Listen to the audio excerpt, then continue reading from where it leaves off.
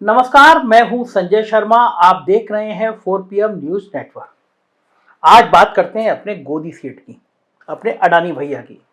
अडानी भैया जी नाराज मत होइएगा, थोड़ा खरा खरा बोलने का मन कर रहा है, आज तीखा तीखा बोलने का मन कर रहा है। और आप दुनिया के चौथे नंबर के बड़े आदमी, तो आप क्या मेरी बात का बुरा मानेंगे, लेकिन कुछ कुछ चीजें बता दूं मैं आज आपको। मुस्कुराते हुए चेहरा मुझे अच्छा लगता है, मतलब मुझे लगता है इतना बड़ा बिजनेस का ना, लोग कहते हैं भी आप बड़े विनम्र टाइप के आदमी है, तो मुझे मौका दे दीजिए बोलने का। तो नाराज वराज मत होइएगा, डर लगता है, कारपोरेट हाउस के लोग बड़े भयंकर भयंकर होते हैं।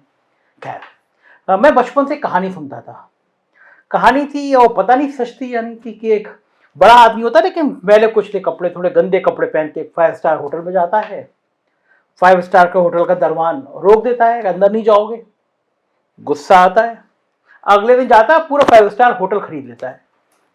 अब वो समझ गए होंगे आप सब लोग, मेरे जितने दर्शक है, मैं क्या कहने जा रहा हूँ। तो अपने भैया जी को गुस्सा आया और पूरा एनडीटीवी खरीद डाला। इस दौर में भैया जी खरीदे जा रहे हैं, सामान खरीदे जा रहे हैं, जो मन में आ रहा है, जिधर निगाह पड़ गई उधर खरीद डालो। राफेल है ना, वो राफेल गांधी, ये ट्विटर पे आप उसके ट्वीट उठा के देखिए, बड़े मजेदार मजेदार ट्वीट करता है कि अडानी जी की लाइट कम आ रही थी, तो अडानी जी ने कहा पावर, सारे पावर हाउस खरीद डालो। तो जिधर अडानी जी देख लें, समय जिस तरह गोदी सेठ देख लें, उधर खरीद लिया जाता है। और देश में खरीदने का चलन चल रहा है। लेकिन हिमाचल में क्या हुआ मामला, कि वहां पे बेचने का नंबर आ गया। अडानी जी की दुकान बंद हो गई हिमाचल में, जैसी सरकार बदली। दरअसल होता क्या है, मुझे ये लगता है कि देश का जनमानस बड़ा इंपॉर्टेंट होता है। जब आप ताकत में होते हैं, जब आप सत्ता के नशे में होते हैं, जब आप अहंकार में होते हैं, सत्ता आपके सामने झुकी होती है, तो लगता है कि पूरी दुनिया में खरीद सकता हूं। और मैंने एक दो नहीं, ऐसे बहुत सारे लोग देखे हैं, कई ब्यूरोक्रेट देखे हैं, कई पॉलिटिकल लोग देखे हैं। उनमें उनमें थोड़ा गुरूर आ जाता है, ईश्वर होने का बोध आ जाता है कि मैं तो ईश्वर हूं। बड़े आदमी तो हैं, जब हमारे प्रधानमंत्री जी आपके सामने नतमस्तक रहते हैं, जो तुमको हो पसंद वही बात करेंगे, गाना गाते हैं प्रधानमंत्री जी आपके सामने आके, तो आप बड़े आदमी तो हैं अडानी जी। तो गोदी सीट के प्रति लोगों में चिढ़ बढ़ रही है। मैं अभी लौटा, बंबई गया था, तो एयरपोर्ट पे था, तो एक साहब मेरे संजय जी से फ्लाइट में होता है ना, बात करते करते आप चले आते हैं। तो वो सज्जन बात करते हुए आ रहे थे, हम लोग उतरे लखनऊ एयरपोर्ट पर, तो अपने आप वो ज्ञान बताने लगे। बोले देखिए बताइए कैसे देश कैसे लौट रहा है, ये एयरपोर्ट पे जितने होर्डिंग नजर आ रहे हैं आपको। मैंने कहा बोले इनका जरा सा किराया हुआ करता था, लाख 1.5 लाख, अब इन सब होर्डिंग पे आपको सरकारी विज्ञापन दिख रहे हैं, और इन होर्डिंग के रेट 5 गुना ज्यादा कर दिए गए हैं। एयरपोर्ट पे होर्डिंग, एयरपोर्ट गिफ्ट अडानी भैया को, मतलब गोदी सेठ को। सरकार के होर्डिंग, सरकार के रेट 5 गुना ज्यादा। मेरा ड्राइवर बोला कि यहाँ पे पहले बड़ा कम था, अब तो पार्किंग का रेट दुगना तिगुना हो गया। अब वो सेब की दुकान पे जाइए तो सबसे बड़ा महंगा सेब है, उस पर भी छोटी सी चिट लगी हुई अडानी भैया की। तो खैर, मैं बात ही कर रहा था, इस दौर में, इस देश में, जब सब कुछ अडानी भैया का नाम न्यौछावर हुआ जा रहा है, तो पहली बार 2014 के बाद पहली बार कहीं अडानी जी का डिब्बा गोल हो रहा है। कहीं अडानी जी को इस हालात में पहुंचाया जा रहा है कि अडानी जी के पसीने पसीने आ रहे हैं। क्या आज के दौर में यह सोचा जा सकता था कि देश में कोई अडानी की दुकान बंद करा सकता है? आज की तारीख में अडानी, आज की तारीख में गोदी सेठ से टकराने का मतलब होता है साहेब को सीधे चुनौती देना। उन साहेब को जिनके सामने न सिर्फ उनकी पूरी पार्टी बल्कि देश का अधिकांश सिस्टम नतमस्तक हो चुका है। लेकिन इसी दौर में जुम्मा जुम्मा 4 दिन पहले सत्ता संभाले मुख्यमंत्री, हिमाचल के मुख्यमंत्री, यदि गोदी सेठ को बोरिया बिस्तर समेटने पर मजबूर कर दें, मतलब इस हालात में पहुंचा दे कि आप अपना बोरिया बिस्तर समेटिए, तो आप अंदाजा लगा सकते हैं कि हिमाचल प्रदेश की जनता का मूड क्या है। सेब का बदला लेने का उसका दौर शुरू हो गया। ये मैं बात कर रहा हूं सुखविंदर सिंह सक्कू की। जिस दौर में अडानी की दुकान का शटर गिरवा रहे हैं, उसी दौर में उनकी पार्टी के दोनों मुख्यमंत्री अशोक गहलोत और भूपेश बघेल गोदी सेठ के साथ अपने संबंधों को सार्वजनिक रूप से सबके सामने आने दे रहे हैं। इन दोनों मुख्यमंत्री के राज में गोदी सेठ का कामकाज सफलतापूर्वक चल रहा है। मुकुर सुक्कू तो जैसे हाथ धोकर गोदी सेठ के पीछे पड़ गए हैं। मैं आपको बताता हूं कैसे पीछे पड़े। उससे पहले मैं आपको एक मजेदार किस्सा बताता हूं। कुछ महीने पहले की बात है। साहब का धंधा कैसे चल रहा है इसका मैं उदाहरण बताता हूं। कोयला खरीद की बात हो रही थी। देश के तमाम राज्यों को साहब ने कहा कि कोयला विदेशों से खरीदिए, बढ़िया कोयला है, महंगा कोयला खरीदिए। अब साहब किसी राज्य के मुख्यमंत्री से कह दे और भला वो मुख्यमंत्री मना कर दे। उत्तर प्रदेश में पावर कॉर्पोरेशन का एक अड़ियल अफसर था, उसने थोड़ी आपत्ति जताई। कुछ ही घंटों में चेयरमैन बदल दिए गए। एक तेज तर्रार आईएएस अफसर थे अवनीश अवस्थी, उन्हें पावर कॉर्पोरेशन का चेयरमैन बना दिया गया और आते ही उन्होंने कैबिनेट से पास कर दिया कि हम गोदी सेठ का इनडायरेक्ट में हम कोल इंडिया से या उस कंपनियों से कोयला खरीदेंगे जो विदेशी कोयला आयात करती हैं। और विदेशी कोयला कौन आयात करता है ये सबको पता था कि हमारे गोदी सेठ करते हैं। इस दौर में सारा रायता बिखेर दिया तेलंगाना के सीएम केसीआर ने। उन्होंने प्रेस कॉन्फ्रेंस करी और प्रेस कॉन्फ्रेंस करके और बता दिया कि खेल क्या है और साफ साफ कह दिया कि हमारे पास पूरा कोयला है, कितने धमकाली से हम ये कोयला नहीं खरीदेंगे। और जब केसीआर ने प्रेस कॉन्फ्रेंस करी तो पूरे देश में हंगामा मच गया और पहली बार गोदी सेठ की कंपनी बैकफुट में आई, कोयला नहीं खरीदा गया। केसीआर के तेवर देखिए, फिर मैं आपको हिमाचल ले चलता हूं। मोदी जी, मैं एक बात पूछता हूं, 100 साल के लिए 100 साल के लिए उपयोग करने के लिए हमारे देश में भगवान हो या प्रकृति हो दिया हुआ संपत्ति है कोयला। 100 साल के लिए और भी जियोलॉजिकल सर्वे से और भी निकल रहा है, हर साल 5 मिलियन टन से लेकर 5,000 मिलियन टन से लेकर 10,000 मिलियन टन का कोयला निकालता है जब सर्वे करते हैं। एक चीज बताइए, इतनी संपत्ति, इतने नेचुरल रिसोर्स हमारे पास रखते हुए आज विदेशों से आप कोयला क्यों मंगा रहे? दीजिए, कल उत्तर दीजिए, कल आपके भाषण में कहिए ताकि देश जाने क्या मजबूरी है। आप मजबूर है आपके साहूकारों को हेल्प करने में, आप तो है मजबूर, राज्यों के सरकार पे दबाव डाल रहे, हुकुम पे हुकुम दिए जा रहे कि 10% इंपोर्टेड कोयला इस्तेमाल करो वरना तुम्हारे कोल इंडिया से कोल सप्लाई बंद किया जाएगा। ये क्या दादागिरी है, जबरदस्ती है? ये लोकतंत्र का मान मर्यादा है? यशवंत जी, मैं आपके सामने रखना चाह रहा हूं, हमने इनकार कर दिया, आप जो मर्जी कर लो, क्योंकि हमारा एक इतिहास है, कोल इंडिया के अलावा हिंदुस्तान में एक ही राज्य है जिसके पास एक कोयला खाना है, उसका नाम है सिंगरेनी कालरीज। हमने कहा हमारे खुद का कोयला है तो हम क्यों ले? हैरत की बात यह है, हिंदुस्तान का कोयला 4,000 के अंदर एक टन मिलता है। मोदी जी का जो कोयला है 25 से लेकर 30,000 का मिलता है, 4 गुना 5 गुना ज्यादा दाम देके, क्योंकि इनका दोस्त है एक साहूकार, वो इंपोर्ट करता है।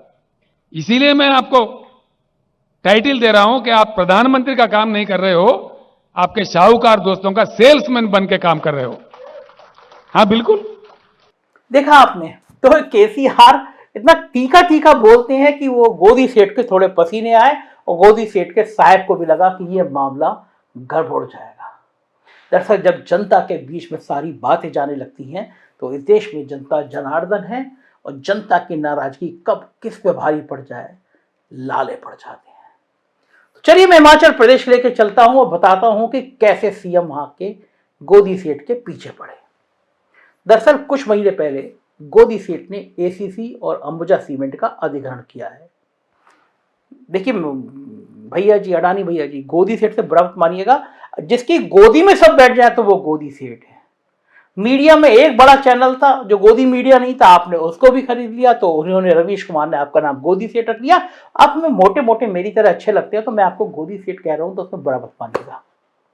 तो था हमारे गोदी सेठ ने कुछ महीने पहले एसीसी और अंबुजा सीमेंट का अधिग्रहण किया, जिसके बाद उनका ग्रुप देश का दूसरा सबसे बड़ा सीमेंट उत्पादक बन गया। मगर अब हालत ये हो गई कि गोदी सेठ के ग्रुप ने घाटे का हवाला देते हुए हिमाचल प्रदेश में 2 सीमेंट प्लांट को तत्काल प्रभाव से बंद कर दिया। सरकार बनने के हफ्ते भर के अंदर बंद कर दिया।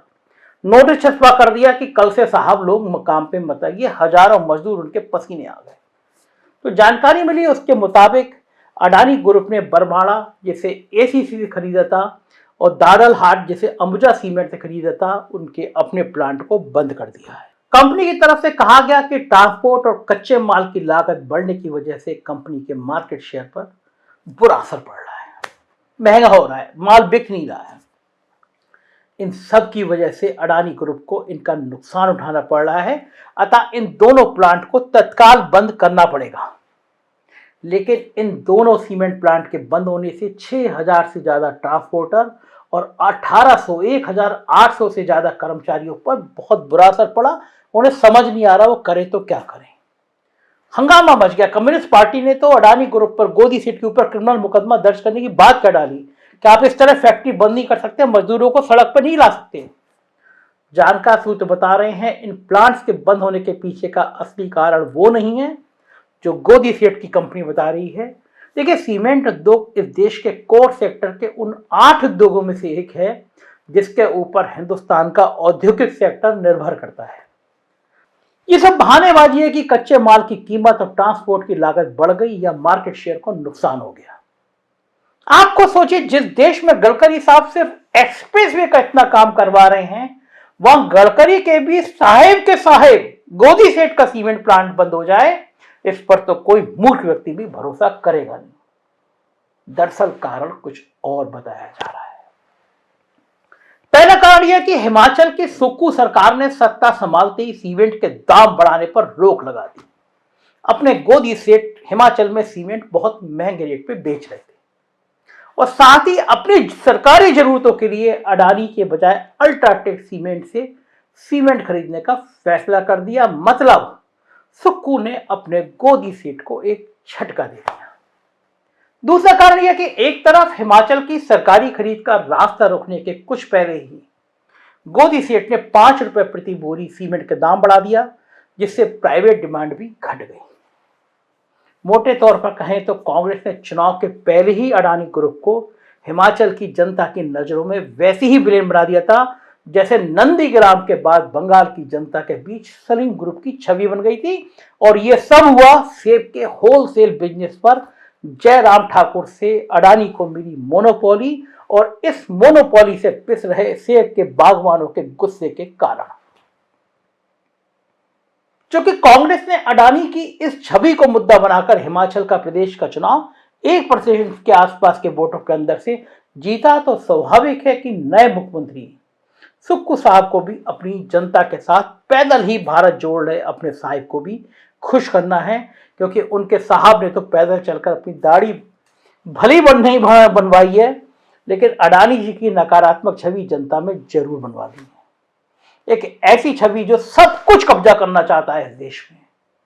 अब ऐसे में स्वाभाविक है कि जयराम ठाकुर ने अपने साहेब को खुश करने के लिए भले ही जनता की नाराजगी मोल ले ली हो, लेकिन सुक्खू के साहब तो हिमाचल की जनता वाली भाषा ही बोल रहे हैं, तो स्वाभाविक है कि उनके सामने हिमाचल से गोदी सेठ का बोरिया बिस्तर बंधवाने में आगे बढ़कर अपनी भूमिका निभाने के सिवा कोई विकल्प नहीं है। और यही हिमाचल के मुख्यमंत्री कर भी रहे हैं, क्योंकि आगे और भी परिस्थितियां मुश्किल होती नजर आ रही हैं। क्योंकि महाराष्ट्र में तो साहेब और गोदी सेठ समेत पूरी गुजरात लॉबी के खिलाफ माहौल बना हुआ है। लगभग यही हालत पूरे देश में ईस्ट इंडिया कंपनी की तरह गोदी सेठ की कंपनी के खिलाफ माहौल बनता जा रहा है। सुखविंदर सुक्खू ने तो पहला पत्थर मारा है। और जैसे मैंने कहा कि देश के जनमानस को नाराज नहीं करना चाहिए। आप पे कितनी दौलत हो, लेकिन जब बात यह आएगी कि देश में लगातार लोग भूख से तड़प रहे हैं, 80 करोड़ की जनता को 2 वक्त की रोटी नहीं मिल पा रही है, और ऐसे में एक शख्स का नाम आए, वो सब कुछ खरीदता जा रहा है, सरकार सब कुछ उस पर लुटा रही है, तो गोदी सेठ ये देश है, इस देश की जनता बहुत संवेदनशील है। क्या करेंगे? खाली हाथ आए खाली हाथ जाएंगे। जनता की भावनाओं को समझिए। हम तो इतना ही कह सकते हैं कि सफर है बहुत मुश्किल, जरा संभल के चलिए। देखते रहिए 4PM न्यूज नेटवर्क। ये आपका चैनल है जो तीखा तीखा बोलेगा, सच बोलेगा। हमें ना काहू से दोस्ती और ना काहू से बैर। उत्तर प्रदेश की खबरें देखनी हो तो 4PM यूपी, बिहार की खबरें देखनी हो 4PM बिहार, और गुजरात के लिए आपका अपना 4PM गुजरात हाजिर है। प्यार दीजिएगा, सब्सक्राइब करिएगा। शुक्रिया, थैंक यू।